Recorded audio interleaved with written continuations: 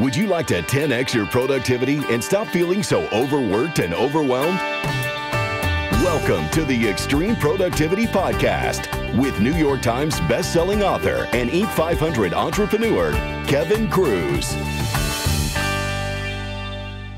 Kevin Kruse here, and I am bringing you the advice I wish I could give to the younger version of myself. Back when I was young and dumb, even when I had a business that was doing $1 million a year, I was working 80 hours a week or more to get it. But my last business that I sold, we were doing $1 million a month, so over 10 times the results. But I was only working about 32 hours a week. Same type of business, same industry, same offerings. I just learned how to work differently, how to achieve extreme productivity. So that's what I'm sharing in this podcast. And in the last episode, I talked about how one crazy dude goofed off all day long and still won a productivity award from his company. And in this episode, I'm going to give you 3 Harvard questions that can save you 8 hours each week on average. But first, let's get you that one-page planning tool. You can download it, print it out. I call it the Millionaires Day Planner. It's what the practices and the scheduling tools that millionaires and other high achievers use to schedule their day. It also has these 3 Harvard questions written right on it, so you got to get this sheet. Just text the word achieve to 44222 or head on over to my website, productivity-podcast.com. So let's dive in. Can 3 simple questions save you 8 hours a week? Seems kind of impossible to me. In September of 2013, Professors Julian Birkinshaw and Jordan Cohn shared the results of their productivity experiment in the Harvard Business Review, HBR.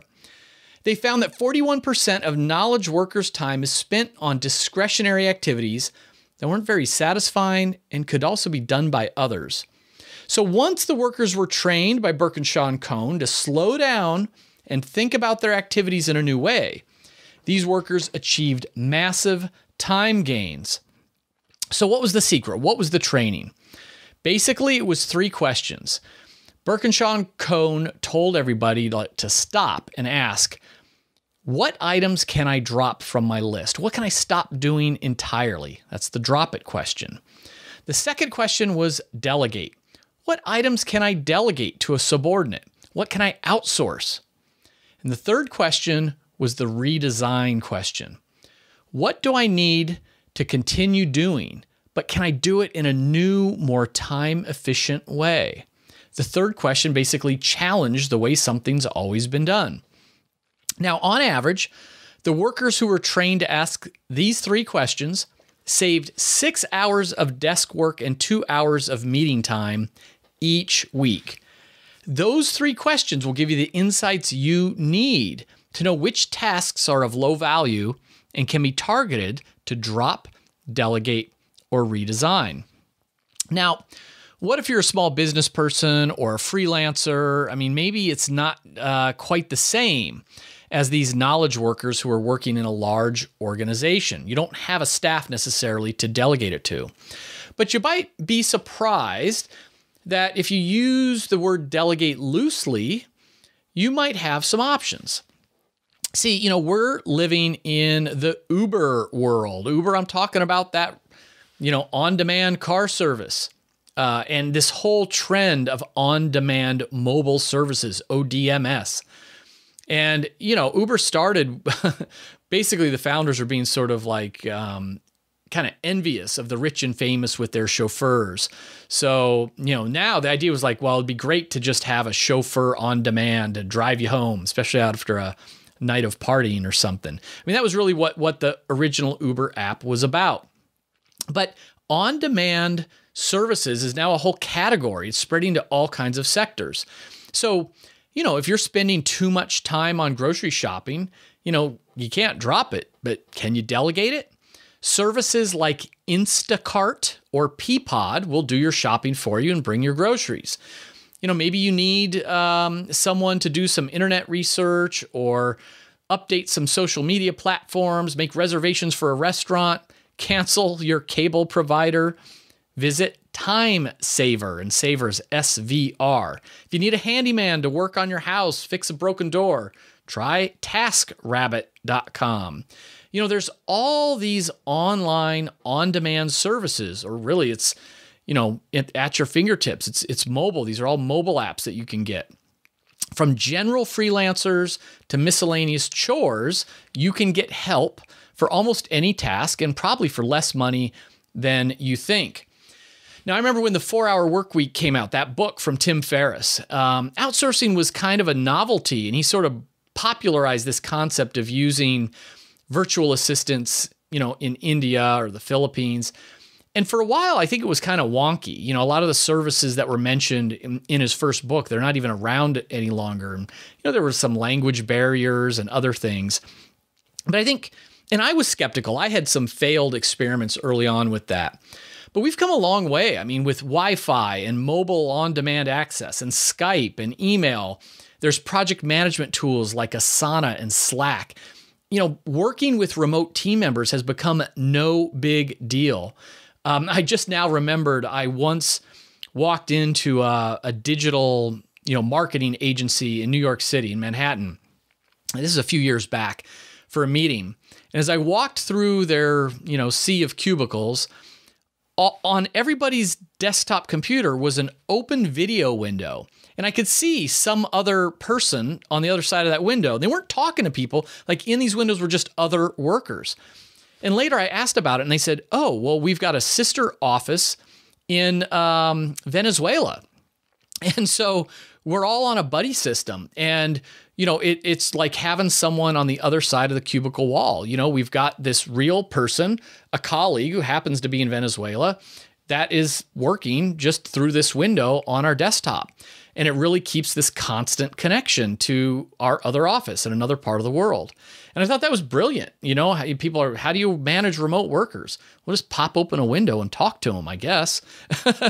So, I've come a long way myself. Now, people are always shocked when they hear that I don't actually have a big company right now. I don't have employees, because they see one or more books being published a year and hundreds of articles, and I'm, speaking all around the world, 2-3 times a month.